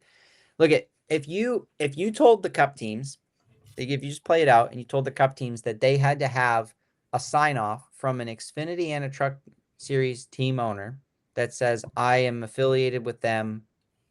If that's all you need, you've given those teams leverage. Then go to the truck team or to the Cup teams and say, we'll sponsorship help or whatever the heck the case is. We need that A-level driver to come and drive our stuff for whatever races, blah, blah, blah, blah, blah. In the same way that they hurt the economy when the OEM is given 100% control of how wind tunnel time is used.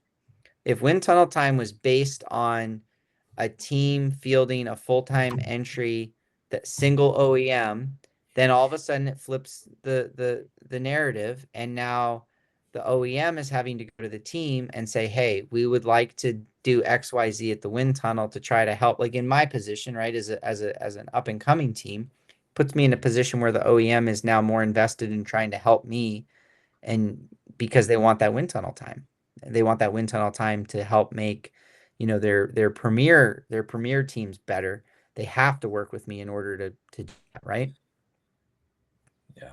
Yeah. It's just I said this was an old development situation. It's now become a tangent. So yeah, the whole development situation also is odd and like something I've been talking about for years now, and I feel like everybody has. But somebody posted a clip of SVG and Zilich on the Dale Jr. download, which I believe was recorded yesterday or something like that and put out today. But basically just talking about how the O'Reilly series did absolutely nothing for them for Cup. Like it didn't even matter. Like, because the cars are so different. Oh, I mean, it makes zero sense. And so I have the mindset, if you feel like you have a prospect in the trucks or O'Reilly and you're like, oh, I believe this guy's the next big thing, but you know what? Let's keep him down. Why? Get him. That Cup car is so hard to learn. Get him in that thing as soon as possible. Like, look, if Hendrick and Chevrolet believe Corey Day's their next big thing, cool. Get him to Cup now. Yeah. Like people complaining about Zilich, and Zilich even said this himself, like people online saying,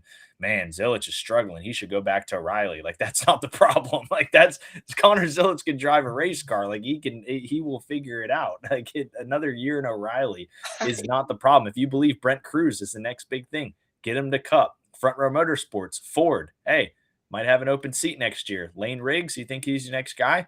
Get him Get the him cup. in the cup car. Get him there. I saw As soon as exactly what possible. you're talking about. Like I saw a few of them about Zilich specifically.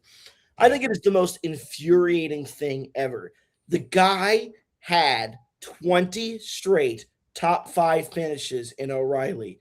He had 10 wins, 9 if you take away his Daytona win. That wasn't really a win. Yeah. How in the world could you possibly rationalize to yourself that the problem is we need to send him back to Xfinity?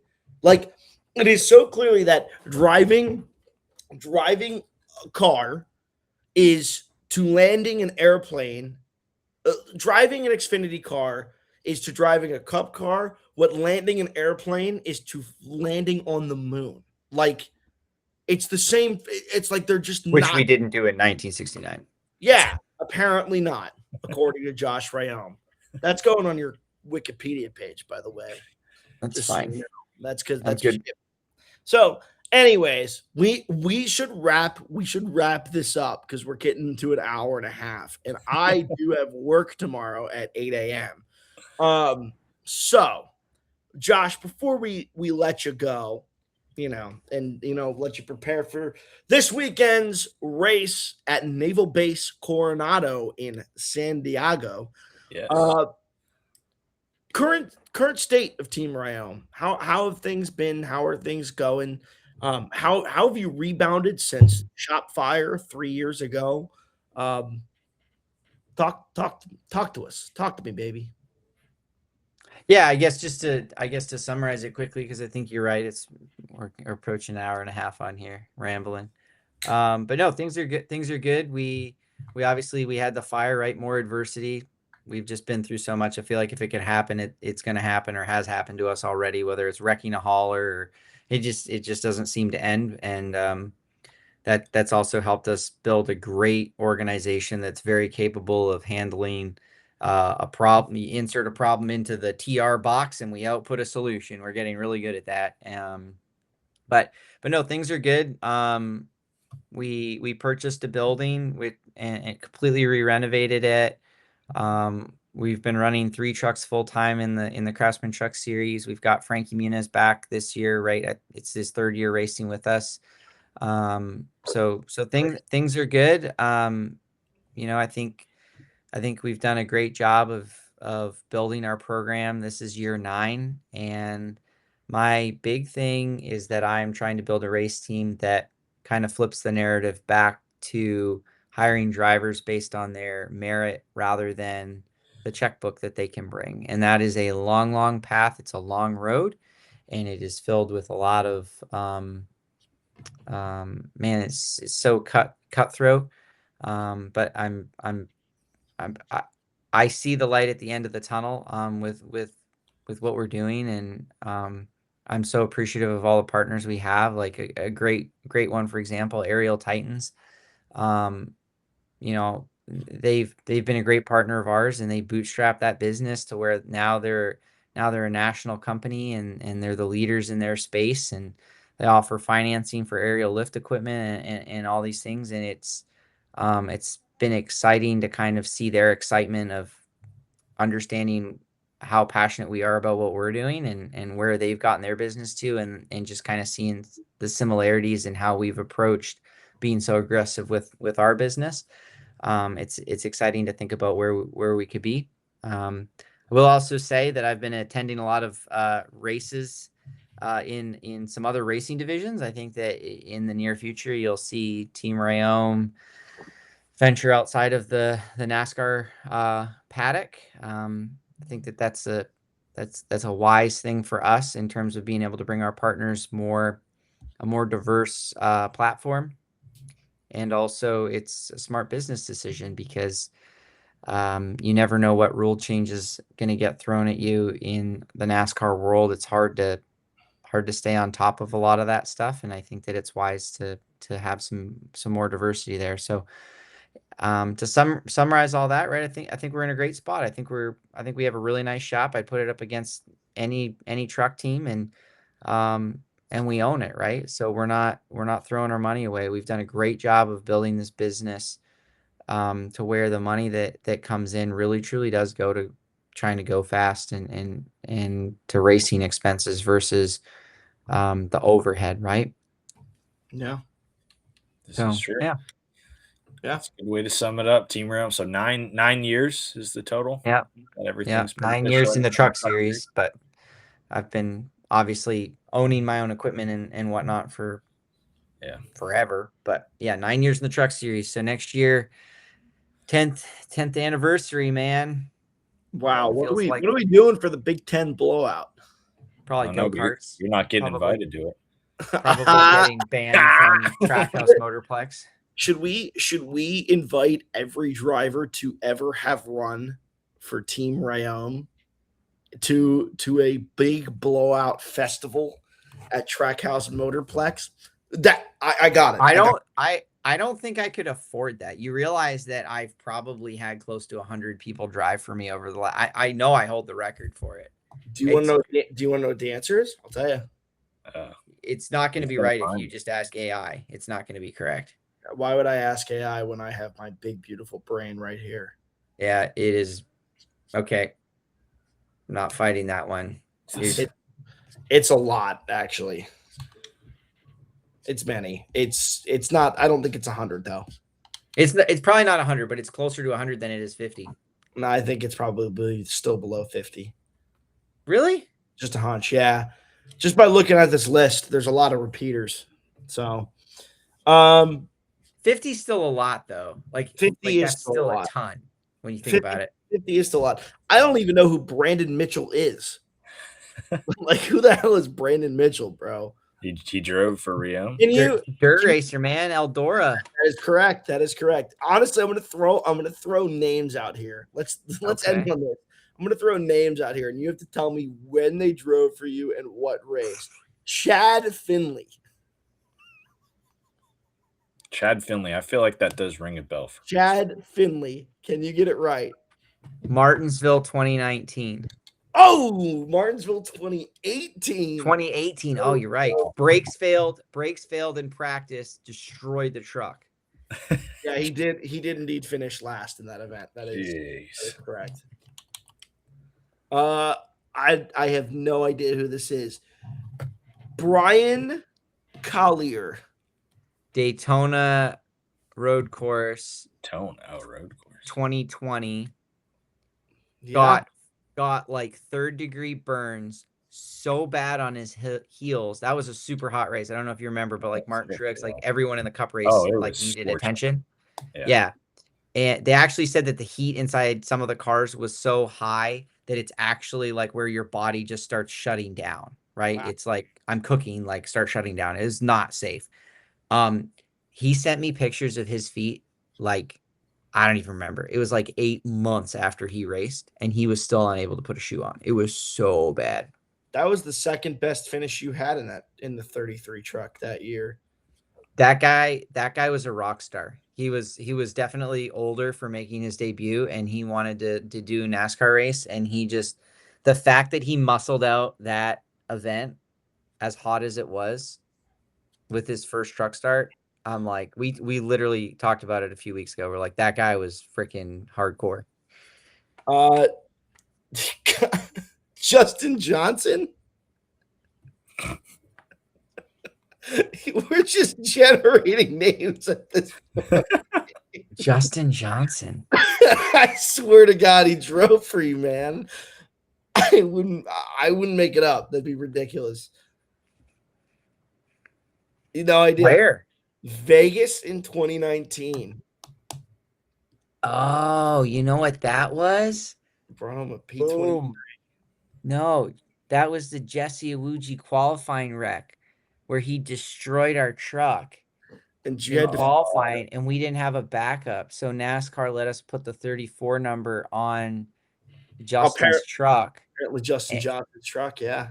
Yeah, so I got credited with that. I was like, what the frick? Who's Justin Johnson? I was feeling bad. I'm like, we got to cut this out. I can't have a paying customer. I don't remember their name. I mean, it is a pretty nuts list, like just looking at it. I mean, the last one on there that I think is like, I consider myself to be a fairly knowledgeable NASCAR driver, and I recognize most of these names except for pretty much the ones that I'm listing. And the last one I think that I'm like, man, who the fuck is that? Is Kyle Plott. Like Kyle Plott. Yeah, then you must not be super hardcore. Kyle Plott, the Plott brothers, man. They race late models. I don't know if they still do, but they were racing late models pretty hardcore. Well, they only did one race, so it's not that ridiculous. Well, yeah, I get that, but if you were like Kyle Plott, I feel like you would see like Snowball, Snowflake, stuff like that. Like if you looked at the entry list and stuff, But Phoenix 20. I'm gonna say 21. Phoenix 2019. 2019. There's no Dang, way. 2019. Yeah. Jeez. Crazy exercise in Josh Reaume. Last question of trivia, and then we'll let you go. How many truck numbers? Okay. Have I had? Well, I got there's two-parter. Can you handle this? How many truck numbers have run under your team banner, and how many of them has Stephen Mallozzi driven? Under my team banner. Okay. Ever. Yeah. 32. Yep. 33. Okay. 34. Okay. 00. Yep.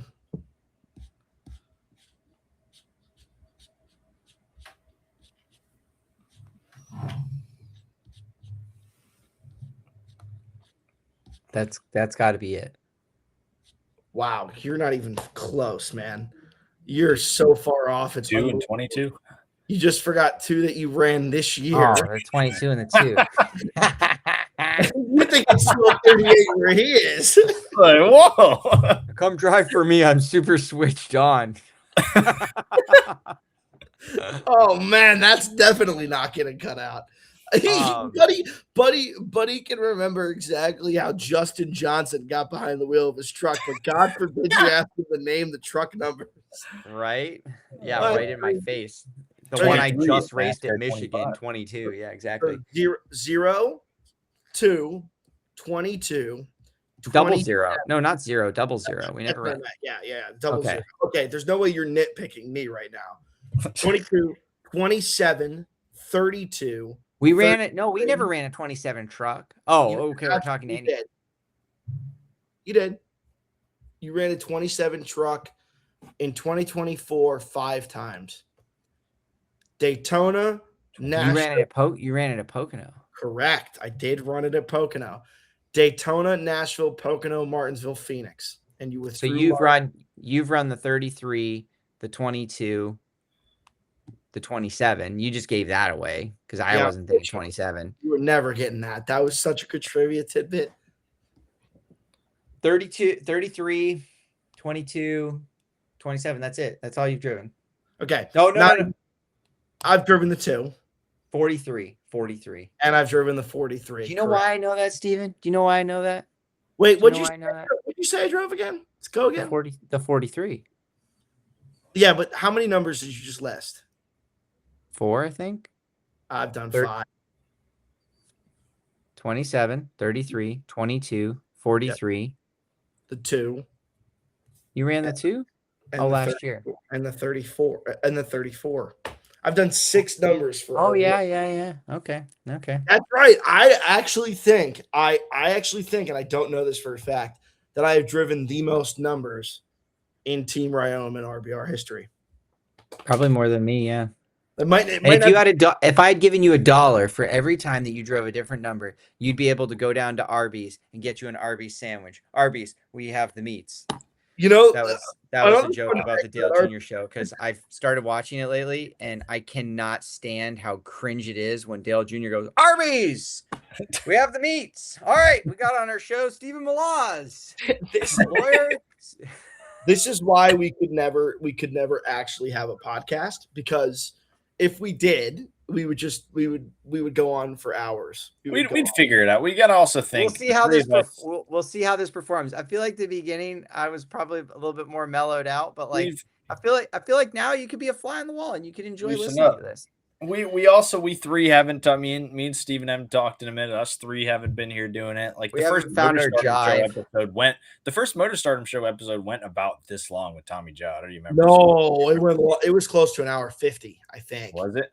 Yeah, it was a while. It was long. Yes, It it was was long. long. It was long.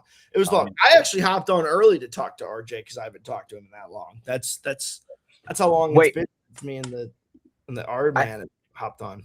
I had to rewind in my brain for a second. I got to circle back to this. Why I know that you ran the 43 number. Wait, can I circle back to the Arby's comment before you circle back to the 43 comment? Yeah, it's fine. You know, the only time I've ever been to Arby's is with Josh Reaume. Was it amazing? No, it's awful, and I really like it. I'm actually I'm making fun of how it's presented in the Dale Jr. download. I think you are an Arby's lover, aren't you? I think it's cringe, but I love Arby's. I really do. Arby's and is I'm really sad overhated, that the Arby's on exit 33 off 77 in Mooresville is closed down indefinitely, which is sad. That's upsetting. I'm sorry to hear that. It is. The reason why I know that you drove the 43 was because your first race at Mid-Ohio, when you tore the living piss out of the truck in practice, I remember, like, I mean, I don't even know how to say it. Humpty Dumpty freaking putting this thing back together. And you were like coming up like, hey, I'm so sorry, whatever. And I'm like, just, you're fine. Go away though. Like, we got a freaking lot of work to do, you know? Like, and get out of your fire suit. I remember that. Get out of your freaking fire suit. What are you wearing your fire suit around for? I'm pretty sure you've driven home from races in your car with your fire suit still on. Yeah. I won't take it off. I hate it. I hate taking it off and putting it back on again. It's Steven to this wore his Team Reaume, well, actually Reaume Brothers Racing fire suit to his law school graduation a few weeks ago. And I had the pleasure of attending. It was great. I'm really proud of him. I'm proud of his confidence. I think he's going to make a fantastic personal injury lawyer one day. Crazy. Thank you. They actually make beautiful. Better call Mallozzi. Well, you're missing out on a perfect opportunity. Shout out Team Reaume sponsor Morgan & Morgan, the biggest, America's largest personal injury law firm. Absolutely. So good job. Gotta always have that on lock. I will say this crazy fact, and I have a photo that I will send to RJ and Josh Reaume after this that I think people will appreciate watching this interview to wrap up on. So Josh Reaume comes to graduation where, we go get lunch. He spends half a day in Philadelphia. After I walk, he literally bolts to the airport, gets on a plane, goes down, gets to Charlotte, which then obviously gets delayed 3 days anyway. And just a crazy weekend at that point. But the tidbit, I am maybe 5-6 people away from going on stage. And my phone in my pocket starts erupting. It is like 40, 50, 60 text messages going up. And it is actually people texting me that Kyle Busch had just passed away. So I go up and I say this now because I can say it now and obviously, chuckle about it because it was a funny circumstance, not chuckle about it because it's, tragic that Kyle has passed away. But I'm super emotional about it, right? Kyle Busch is one of those guys that you love. I've raced against him many times, and one of those guys you aspire to be like, when you're coming up through NASCAR, even if you're a Stephen Mallozzi. So I get to stage, and I've never once had a prolonged conversation with my dean, and I'm like about to cry because we just found out that one of our sports legends has died. So I hug the dean. Like I don't shake her hand. I don't just like fist bump. Like I go in full blown hug, never really having had a full blown conversation. And I like a couple of students did it, but these were the students who were like close with Dean Murray. Me, I had maybe one conversation with her about a NASCAR sponsorship and nothing else. So I go in for a big old hug. And I held it a little too long. I did a little back rub. It was just probably so awkward for her. And she probably to this day has no idea why I went in for that hug during my law school graduation.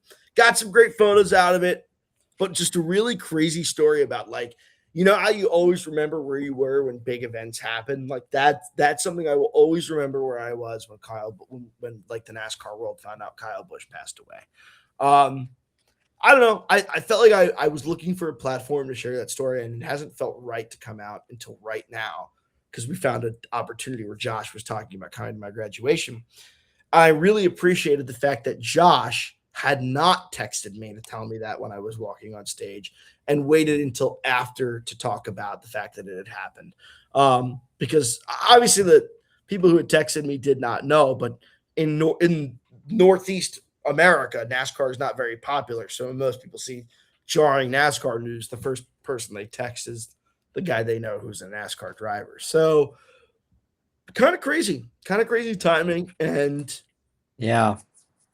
I mean, obviously you knew, but I was sitting back. I felt like just from obviously my network within racing, I had seen it before it was mass news or was my phone was blowing up with it before it was on news stations.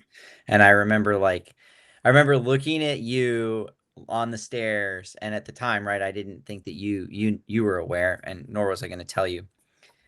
And I remember thinking, what a freaking high to what a low you're about to experience. That like right now, I have information I'm sitting on that's just going to wreck your day, flat out. Yeah. But you're also in this moment where you're at this high from having worked so hard and all the adversity that you went through, right? Like, which is something that for sure we need to talk about and share with people because it's incredible how hard you worked to get your law degree. And that moment of getting to walk across the stage and you know get your diploma and shake Dean's hand, give a Dean a hug, give her a back rub. A hug. Yeah. But no, that was a weird moment for me to sit back, sitting there next to your parents and going, I feel like I'm sitting on information that's going to wreck Steven's day and going to take it to a low, and it's at a high here, and it was just kind of this surreal sort of moment, but and what's made so sense. Is I don't think my parents got it.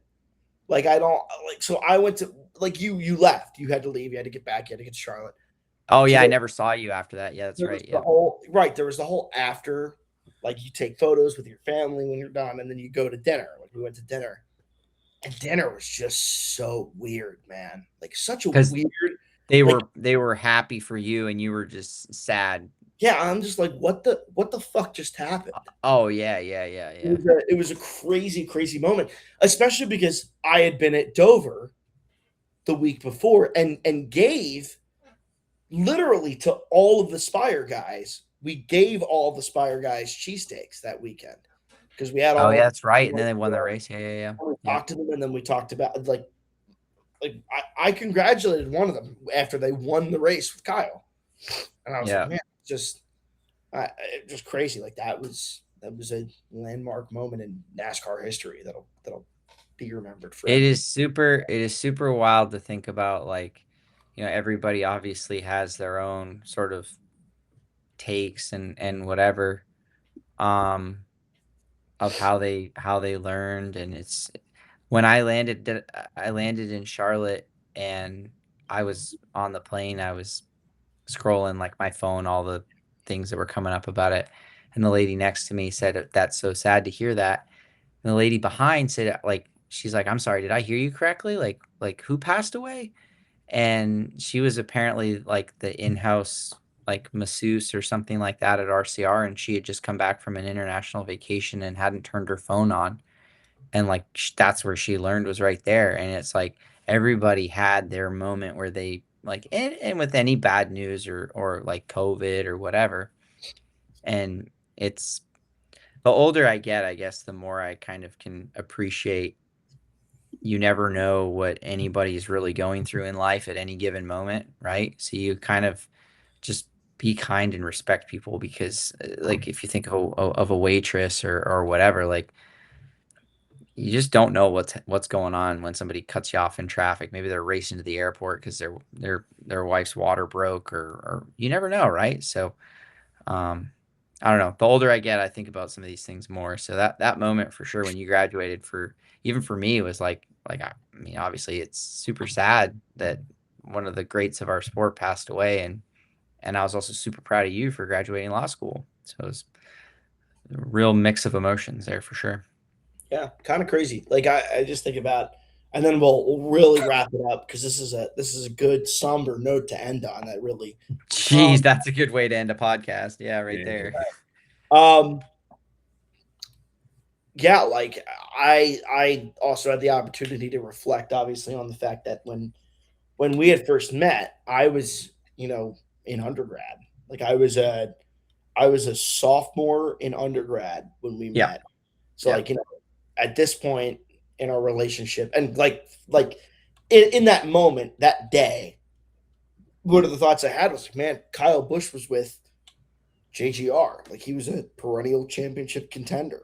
Like he had when I first started this journey, he had won 8 races that year and was, snubbed out of a championship 4 because the championship 4 doesn't work like that.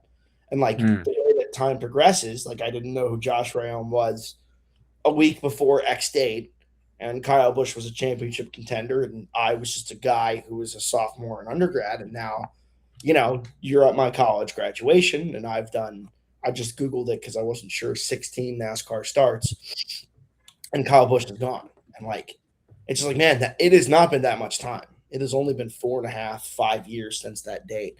And it kind of makes you sit back and reflect on not only how fast things can change, but how different life becomes at different phases of your being, of your existence. I feel You like have a lot. You have a lot of like insight on that too, just with your story with your dad, right? yeah, And I think what one of the things that I've learned just with things that have happened, whether it be my personal life or even just the business, right? Haulers coming across the country, is just to enjoy those moments of just quiet and of peace, because you're one phone call away from bad news that just could wreck your life, yeah, right? Wreck your day. I get phone calls from hauler drivers. We've crashed the truck, the transmissions like on the road, literally. Um, and I think it's super important to prioritize people in your life, because that's the most valuable thing that I have, is definitely the relationships in my life. And um, like I said, yeah, just enjoying those moments, because life is so fragile.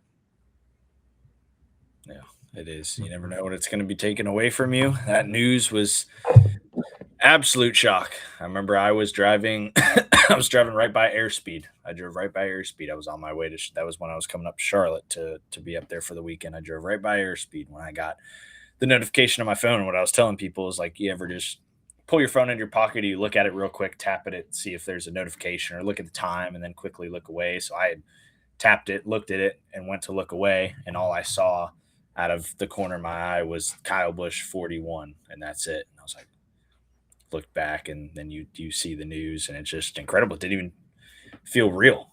Like the track on Friday was the weirdest feeling ever. I mean, you guys, Josh, were there getting ready for a race that night, literally. And so it just was quiet, somber, sad. Like nobody really knew what to do, but you guys had to carry on with business. Kyle Busch's truck was there.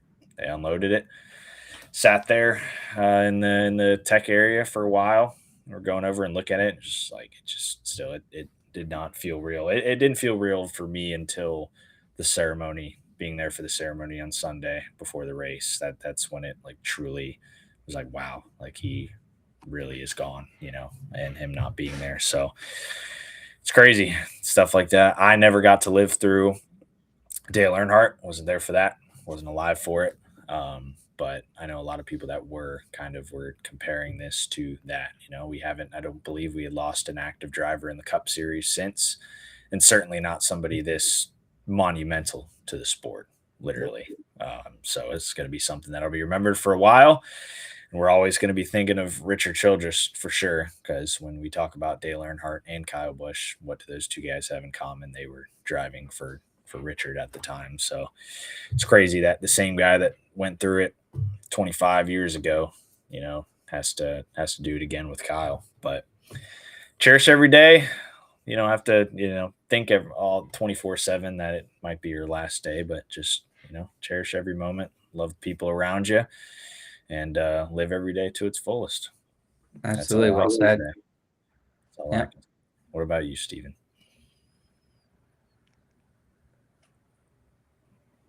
Any inspirational quote we can get out of you before we go off? Yeah.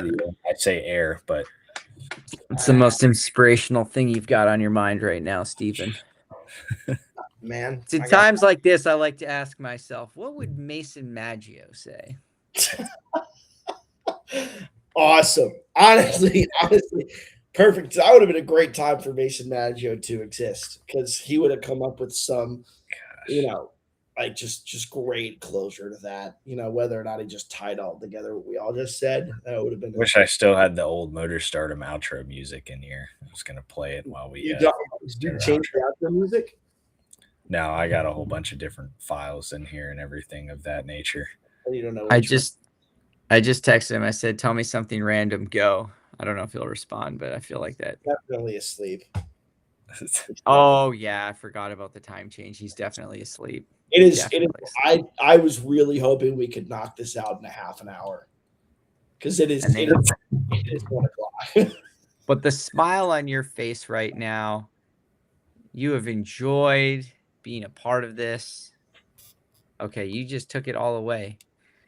Okay. Yeah, it's amazing how quickly the emotions change. Well, back to reality. It's back to studying for the bar, and it's back to me spending 2 races worth of expenses on 1 race at San Diego. Epic. And on that positive note, thanks for watching. This is the Motor Stardom Show, special midnight edition. Midnight edition. Starcevic. He is the Motor Stardom team owner, Josh Reaume, owner of Team Reaume.